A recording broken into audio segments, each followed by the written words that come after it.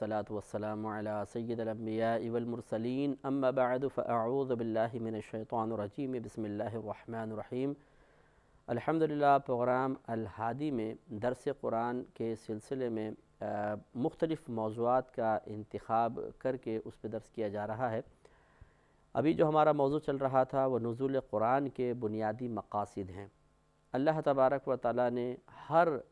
جس بھی کام کو اختیار فرمایا، جو بھی فعل اس سے صدور پذیر ہوتا ہے اس کا کوئی نہ کوئی مقصد ضرور ہوتا ہے،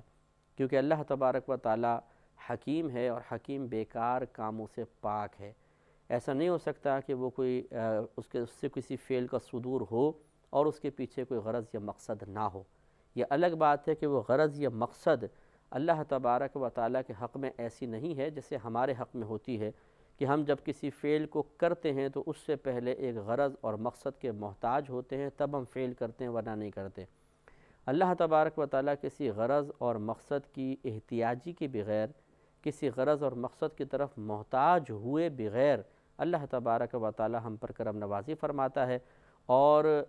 جو بھی اس کا فیصلہ ہوتا ہے وہ کسی مقصد یا کسی غرض کی محتاجی کے بغیر ہوتا ہے۔ ہاں یہ الگ بات ہے کہ جب فعل صدور پذیر ہوتا ہے تو اس سے ہزارہا مقاصد وابستہ ہو جاتے ہیں، ہزارہا اغراض اس سے وابستہ ہو جاتی ہیں۔ چنانچہ اللہ تبارک و تعالیٰ نے جب قرآن عظیم کو نازل فرمایا تو یقینی سی بات ہے اتنی عظیم کتاب جو اور اللہ کا کلام جس نے قیامت تک باقی رہنا تھا، اس کے مقاصد کیسے نہیں ہوں گے، اس کے کچھ بنیادی مقاصد کیوں نہیں ہوں گے؟ لیکن اب المیہ یہ ہے کہ اگر ایک عام مسلمان سے پوچھا جائے کہ آپ یہ بتائیے کہ قرآن کو اللہ نے کیوں نازل فرمایا، تو ہو سکتا ہے وہ اپنی عقل کے زور سے بہت سی چیزیں بتا سکے، لیکن کیا یہ اچھا نہیں ہوگا کہ ہم قرآن کے نزول کے مقاصد خود قرآن کی روشنی میں بتا سکیں کہ بھئی ہمارے اللہ تبارک و تعالیٰ نے یہ بیان فرمایا۔ آیات یاد نہ رہیں، ان کے نمبر یاد نہ رہیں، کوئی بات نہیں، مضمون تو کم از کم یاد ہونا چاہیے کہ اللہ تعالیٰ نے قرآن میں خود یہ بیان فرمایا کہ ہم نے قرآن کو اس مقصد کے لیے نازل کیا۔ تو ہم نے جو آپ کی خدمت میں مقاصد عرض کیے تھے ان میں سے ایک مقصد تھا نصیحت کا حصول۔ اللہ تبارک و تعالیٰ نے انسانوں کو قرآن اس لیے عطا فرمایا تاکہ وہ اس سے نصیحت حاصل کریں۔ دوسرا اللہ تعالیٰ نے مقصد خود قرآن میں بیان فرمایا کہ لوگوں کے مابین فیصلہ کرنے کے لیے قرآن کو نازل کیا گیا، تاکہ اس میں بیان کردہ شرعی احکام کو بنیاد بنایا جائے اور ان شرعی احکام کی روشنی میں لوگوں کے جھگڑوں کو، ان کے معاملات کو نپٹایا جائے، تاکہ کسی کو اعتراض کا حق حاصل نہ ہو۔ اگر ایک فیصلہ میں کرتا ہوں، میرا بنایا ہوا قانون ہے، ایک فلاں کا بنایا ہوا قانون ہے، ایک فلاں کا بنایا ہوا قانون ہے، تو ہر مد مقابل یہ کہہ کے اس کو رد کر سکتا ہے کہ یہ تو جی انہوں نے بنایا ہے، وہ اس کے حق میں بنا لیا ہوگا، یہ اس نے بنایا ہے وہ اس کی فیور میں بنایا ہوگا۔ لیکن جب ایک قرآن کا فیصلہ ہوگا، ایک حدیث کا فیصلہ ہوگا، اللہ تعالیٰ اور اس کے رسول کریم صلی اللہ علیہ وسلم کا فیصلہ ہوگا، تو وہ کسی کی طرفداری کے لیے نہیں ہے، کسی کی جانبداری کا اس میں لحاظ نہیں رکھا گیا، کسی قرابت داری کا لحاظ نہیں رکھا گیا، تو ہر ایک سر تسلیم خم کر کے اسے قبول کرے گا، اور اس طریقے سے بغیر ایک دوسرے پہ انگلی اٹھے فیصلے ہو جائیں گے۔ لیکن اب وہی بات ہے کہ ہم قرآن کے بنیادی مقاصد کی معرفت بھی نہیں رکھتے ہیں، اور اگر معرفت رکھتے ہیں تو پھر ان مقاصد کو حاصل کرنے کے لیے کم حق کوشش نہیں کرتے ہیں، اور یہ غلط معاملہ ہے۔ اب مزید کچھ ہم آیات عرض کرتے ہیں کہ جن سے ظاہر ہوتا ہے کہ اللہ تبارک و تعالیٰ نے قرآن کو ہدایت کے لیے نازل فرمایا۔ ایک بڑا بنیادی مقصد یہ ہے، اس لیے نازل فرمایا تاکہ مومنین اس سے بشارت حاصل کریں، اس لیے نازل فرمایا تاکہ یہ لوگوں کے لیے باعث رحمت ہو جائے۔ یہ آیات میں عرض کرتا ہوں، لیکن اس سے پہلے ہدایت، بشرا جس کو خوشخبری ترجمہ کیا گیا، اور اسی طریقے سے قرآن عظیم کو رحمت قرار دیا گیا، اس کا کیا مطلب ہے؟ ہدایت کا ہم نے آپ کو بتایا تھا کہ اللہ تعالیٰ نے قرآن کو باعث ہدایت بنایا۔ اس کا مطلب یہ ہے کہ یہ قرآن ہمیں راستہ دکھاتا ہے۔ جب ہم ہدایت کی نسبت اللہ تبارک و تعالیٰ کے علاوہ کسی بھی چیز کے لیے کریں گے، چاہے وہ انبیاء علیہ السلام ہوں کہ نبیوں نے ہدایت دی، یا صحابہ ہیں، اولیاء عظام ہیں، یا قرآن کی طرف نسبت کر دیں کہ قرآن نے ہدایت دی یا قرآن ہدایت دیتا ہے، تو اس وقت ہدایت کا مطلب ہوتا ہے اراءۃ الطریق، یعنی راستہ دکھانا۔ میرا رہنما کوئی اور ہے۔ تو گویا کہ اللہ تبارک و تعالیٰ نے خود قرآن عظیم میں قرآن کے نزول کا ایک مقصد یہ بیان فرمایا کہ یہ قرآن راستہ دکھاتا ہے، ایک درست راستہ، ایک اچھا راستہ، ایک معتدل راستہ، گمراہی سے ہٹا ہوا راستہ، اعتدال والا راستہ جس میں افراط و تفریط نہیں ہے۔ ایک ایسا خوبصورت راستہ قرآن دکھاتا ہے کہ جو اس قرآن کے راستے پر چلے گا وہ ضرور انشاءاللہ منزل مقصود تک پہنچ جائے گا۔ دوسرا، اس کو اللہ تعالیٰ نے اس لیے نازل فرمایا تاکہ مومنین کو خوشخبری حاصل ہو جائے، یعنی جنت کی خوشخبری، اللہ کی رضا کی خوشخبری۔ تو صرف یہ نہیں کہ تم مومن پیدا ہو گئے تو تمہارے لیے خوشخبری یہ کہ تم جنت میں جاؤ گے، بلکہ اس کو خوشخبری ایک بیچ میں ایک واسطہ اور ذریعے کے ذریعے بنایا گیا، یعنی اس واسطے اور ذریعے کو بھی بیان کر دیا گیا، اور یہ بتایا گیا کہ اگر تم اللہ تبارک و تعالیٰ کے احکام پر عمل کر لو گے، اس کے رسول کریم صلی اللہ علیہ وسلم کی اطاعت کرو گے، ان کاموں کو کرو گے، ان کاموں سے بچ جاؤ گے، تو تمہارے لیے خوشخبری ہے کہ تمہیں جنت میں داخلہ عطا کیا جائے گا۔ تو یعنی یہ نہیں ہے کہ صرف قرآن خوشخبریاں دینے کے لیے نازل ہوا، بلکہ ان خوشخبریوں کا مستحق بننے کے لیے یا جس چیز کی خوشخبری دینا مقصود تھا اس چیز تک پہنچنے کے لیے، اس کو حاصل کرنے کے لیے جو اسباب اور ذرائع بننے تھے، اللہ تعالیٰ نے ان کی طرف بھی نشاندہی فرمائی کہ ان اسباب اور ذرائع کو اگر آپ اختیار کر لیں گے، تم لوگ اختیار کر لو گے، تو پھر ان انعامات کے مستحق ہو جاؤ گے۔ یقینی سی بات ہے اگر قرآن نازل نہ ہوتا، نبی کریم صلی اللہ علیہ وسلم ان انعامات کا ذکر نہ فرماتے، ان اسباب اور ذرائع کو نہ بتاتے کہ جن اسباب اور ذرائع کو اختیار کرنے کے بعد ان انعامات کو حاصل کیا جا سکتا تھا، تو پھر ہم کوشش بھی نہ کرتے، ہم عمل نہ کرتے، ہم اچھائی کی طرف مائل نہ ہوتے، ہم برائی کو نہ چھوڑتے، اور اس کے کتنے منفی اثرات معاشرے پر مرتب ہوتے یہ یقیناً ہر ذی عقل ذی شعور جان سکتا ہے۔ اس لیے اللہ تعالیٰ نے قرآن عظیم میں خوشخبریاں بیان فرمائیں، اور ان خوشخبریوں کو مقید کیا بعض اسباب اور ذرائع کے ساتھ۔ تمہارے لیے جنت کی خوشخبری ہے، کس لیے، کس طریقے سے، سبب کیا بنے گا، ذریعہ کیا بنے گا؟ بھئی نیک عمل کرو، گناہ سے بچو، ایمان لے کر آؤ، سب سے بنیادی چیز، کفر سے بچو، اس کام کو کرو، اس کام کو نہ کرو۔ گویا کہ اسباب اور ذرائع کے بیان کے ساتھ ساتھ قرآن عظیم کو مومنین کے لیے خوشخبری کا باعث بنایا تاکہ مسلمان عبادات پر اور استقامت حاصل کریں۔ اسی طرح جو منہیات ہیں جن سے اللہ تبارک و تعالیٰ نے منع فرمایا ان کو چھوڑنے پر استقامت حاصل کریں، اور یوں اللہ تبارک و تعالیٰ کی رضا حاصل کرنے میں کامیاب ہو جائیں۔ اور یقینی سی بات ہے کہ کچھ چیزوں کو اختیار کرنا یا کچھ معاملات کو ترک کرنا یہ ایسے تو نفس تیار نہیں ہو جاتا، اس کے لیے ترغیب بھی چاہیے، ترہیب بھی چاہیے۔ ترغیب کا مطلب وہی خوشخبری سنانا تاکہ رغبت پیدا ہو، نفس مائل ہو، لالچ پیدا ہو، اس میں حرص پیدا ہو، ایک تمنا پیدا ہو اور وہ عمل کی طرف مائل ہو جائے۔ اور ترہیب یعنی خوف پیدا کرنا، ڈرانا، سزاؤں کا بیان، تاکہ انسان ترہیب خوف کے ذریعے بھی اللہ تعالیٰ کی طرف مائل ہو۔ ترہیب کا ذکر آگے آئے گا، پہلے ترغیب کا ہے کہ اللہ تبارک و تعالیٰ نے اس کو خوشخبری بنا کر نازل فرمایا۔ جب ہم ان خوشخبریوں کو سنتے ہیں تو ہمارا دل ان چیزوں کو حاصل کرنے کی طرف مائل ہوتا ہے، تو درمیان میں پھر یہ چیز آتی ہے کہ اگر تمہارا دل مائل ہے تو پہلے یہ کام تو کر لو،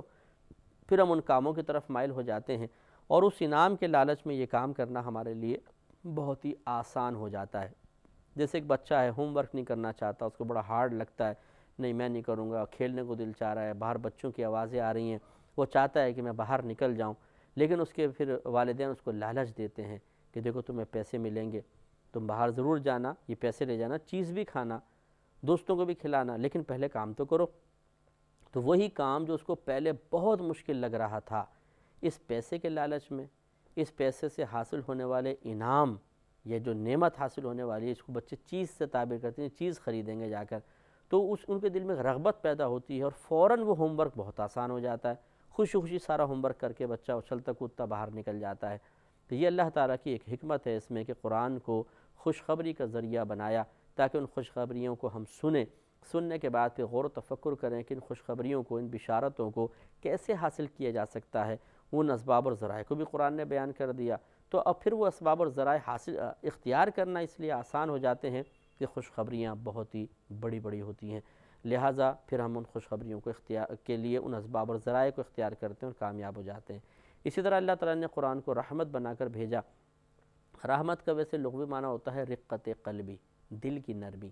لیکن جب دل نرم ہوتا ہے تو آپ نے دیکھا ہے کہ انسان کرم کرتا ہے، انعام دیتا ہے۔ تو یوں ہوتا ہے بعض اوقات قرآن میں رحمت کا ذکر کر کے، یعنی رقت قلبی کو ذکر کر کے، اصل میں مراد اس سے رقت قلبی کے نتیجے کو لیا جاتا ہے، جس کو ہم انعام کہتے ہیں، کرم کہتے ہیں، فضل کہتے ہیں۔ تو گویا کہ اللہ تعالیٰ کے کہنے کا مقصد یہ ہے کہ ہم نے قرآن کو رحمت بنا کر بھیجا، یعنی مسلمانوں کے لیے باعث کرم بنایا، باعث فضیلت بنایا، ایک انعام بنا کر نازل کیا۔ اور یقیناً قرآن کا انعام ہونا کسی پر مخفی نہیں ہے کہ یہ کتاب ہدایت دے رہی ہے، نصیحت دے رہی ہے، درجات کی بلندی کا سامان بن رہی ہے، ثواب دلوا رہی ہے، خطاؤں سے بچا رہی ہے، علم دے رہی ہے، اللہ کی معرفت دیتی ہے، صحیح عقیدہ سکھاتی ہے، ہمیں جنت کے راستے پر لے کر جاتی ہے۔ تو یہ کتاب کتنا بڑا اللہ کا انعام ہے۔ یہ انسان کی بدبختی ہے، اور میں خصوصاً مسلمان کی کہوں گا کہ بہت بڑی بدبختی ہے کہ وہ اس انعام سے فائدہ نہ اٹھائے، اس عظیم کتاب سے فائدہ نہ اٹھائے۔ یہ اس کی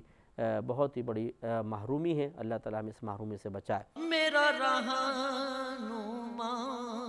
کوئی اور ہے۔ تو ہم ان آیات کی طرف آتے ہیں کہ جس میں اللہ تبارک و تعالیٰ نے قرآن عظیم کو ہدایت قرار دیا، رحمت قرار دیا، اور اس کے نزول کے بنیادی مقصد کو بشرا، مومنین کے لیے بشارت بھی قرار دیا۔ چنانچہ سورہ بقرہ آیت نمبر 185 میں اللہ تبارک و تعالیٰ نے ارشاد فرمایا، شہر رمضان الذی انزل فیہ القرآن، کہ یہ وہ رمضان کا مہینہ ہے کہ جس میں قرآن عظیم کو نازل کیا گیا، یعنی قرآن عظیم کو لوح محفوظ سے آسمان دنیا پر نازل کیا گیا یک بارگی، شب قدر میں ہوا تھا، پھر زمین پر تو تقریباً 22 سال اور ایک روایت کے مطابق 23 سال کی مدت میں قرآن کا نزول تمام ہوا۔ پھر فرمایا ہدی للناس، اس حال میں یعنی قرآن کو نازل کیا گیا کہ یہ لوگوں کے لیے ہدایت ہے، وبینات من الہدیٰ، اور ہدایت میں سے واضح نشانیاں، یعنی احکام نازل فرمایا۔ اس سے مراد ہے کہ تاکہ لوگ ان احکام کی روشنی میں اپنے معاملات حل کر کے درست نتیجے تک پہنچ جائیں، والفرقان، اور حق و باطل میں تمیز کرنے والی۔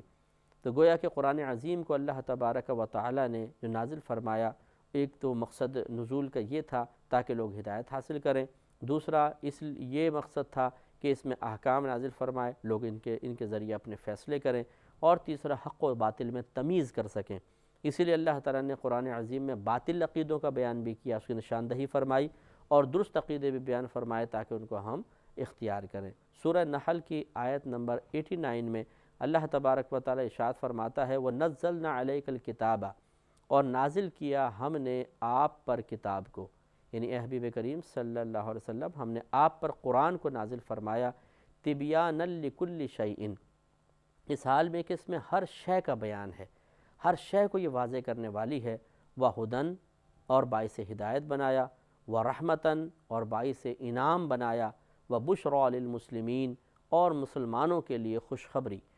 گویا کہ اللہ تعالیٰ نے اس آیت کریمہ میں بھی وہی چیزیں بیان فرمائیں کہ ایک تو اس میں ہر شے کا واضح طور پر بیان کر دیا گیا، چاہے وہ احکام سے متعلق ہو، آخرت سے متعلق ہے، دنیا سے متعلق ہے، معاشرے سے متعلق ہے۔ پھر اس کو باعث ہدایت بنایا، ہدایت کے حصول کے لیے نازل فرمایا، باعث رحمت بنایا تاکہ لوگ اس سے انعامات حاصل کریں، اور مسلمانوں کے لیے اس کو باعث بشارت بنا دیا تاکہ مسلمان اس کی بشارتوں کو سننے کے بعد اپنے اندر نیک اعمال کی ترغیب پائیں اور اللہ تبارک و تعالیٰ کی رضا حاصل کرنے میں کامیاب ہو جائیں۔ اسی طریقے سے ان بشارتوں کی روشنی میں گناہوں سے نفرت پیدا ہو جائے اور انسان گناہوں سے بچتا چلا جائے۔ سورہ زمر آیت نمبر 41 میں اللہ تبارک و تعالیٰ نے ارشاد فرمایا کہ اِنَّا أَنزَلْنَا عَلَيْكَ الْكِتَابَ، بے شک ہم نے آپ پر کتاب کو نازل فرمایا، لِلنَّاسِ، لوگوں کے لیے، یعنی آپ پر اس لیے کتاب نازل فرمایا تاکہ آپ لوگوں تک اس کتاب کو پہنچائیں، بالحق کی، حق کے ساتھ، یعنی ہم نے بالکل حق کے ساتھ، سچائی کے ساتھ اس قرآن عظیم کو آپ پر نازل فرمایا۔ فَمَنِ اهْتَدَىٰ فَلِنَفْسِهِ، بڑی پیاری بات اللہ نے بیان فرمائی، تو بس جس شخص نے اس قرآن سے ہدایت حاصل کی تو اس نے اپنی ذات کے لیے ہدایت حاصل کی ہے، اور جو گمراہ ہوا تو پس وہ گمراہ ہوا ہے خود اپنے اوپر، یعنی اس نے اپنے اوپر گمراہی کو گویا کہ طاری کیا ہے۔ وَمَا أَنْتَ عَلَيْهِمْ بِوَكِيلٍ، اے حبیب کریم صلی اللہ علیہ وسلم، آپ کے لیے ان کے معاملے میں کوئی گرفت کا سامان نہیں ہے۔ معلوم یہ ہوا کہ اللہ نے قرآن کو ہدایت کے لیے نازل فرمایا، اب اگر جو اس سے ہدایت حاصل کرنے میں کامیاب ہو جاتا ہے تو گویا کہ اس نے کوئی مطلب اس کا کسی پر احسان نہیں ہے، اس نے اپنی ذات پر احسان کیا کہ ہدایت کے راستے پر آ کر وہی انعامات کا مستحق ہوگا۔ اور اگر کسی نے اس قرآن سے کم حق و فائدہ نہ اٹھایا اور وہ گمراہ ہو گیا تو اس نے خود اپنے آپ کو گمراہ کیا ہے، اس نے خود اپنے لیے گمراہی کو اختیار کیا ہے۔ اس میں معاذ اللہ نہ اللہ تبارک و تعالیٰ کی طرف کسی قصور کی نسبت کرنا جائز، نہ نبی کریم صلی اللہ علیہ وسلم کے لیے گرفت کا کوئی میدان محشر میں پہلو نکلے گا کہ جی آپ نے قرآن بیان کیا، لوگوں کو ہدایت دینے کی کوشش فرمائی، ابو لہب کیوں ایمان لے کر نہیں آیا، ابو جہل ایمان لے کر کیوں نہیں آیا، بہت سے کفار آپ سے لڑ کر کیوں مارے گئے، وہ ایمان لے کر کیوں نہیں آئے؟ نبی کریم صلی اللہ علیہ وسلم اس سلسلے میں ان کے جواب دہ نہیں ہیں۔ اس میں گویا کہ نبی کریم صلی اللہ علیہ وسلم کے لیے تسلی بھی ہے کہ ہم نے قرآن کو، گویا کہ اللہ تعالیٰ فرما رہا ہے کہ ہم نے قرآن کو ہدایت کے لیے نازل فرمایا تھا۔ اے حبیب کریم صلی اللہ علیہ وسلم، یہ ہدایت لوگوں تک براہ راست نہیں پہنچنی تھی، آپ کے ذریعے قرآن لوگوں تک پہنچ گیا، آپ کا کام ختم۔ اب آپ ان کے سلسلے میں بروز قیامت کوئی جواب دہ نہیں ہے۔ اب ان میں سے جو ہدایت حاصل کرے گا اس نے اپنا بھلا کیا، جس نے گمراہی کو اختیار کیا اور ہدایت کی طرف سے منہ موڑ لیا، اس میں آپ پر کوئی گرفت نہیں ہے، وہ شخص خود قابل گرفت ہے اور گویا کہ اس نے اپنے آپ کو خود گمراہ کیا ہے۔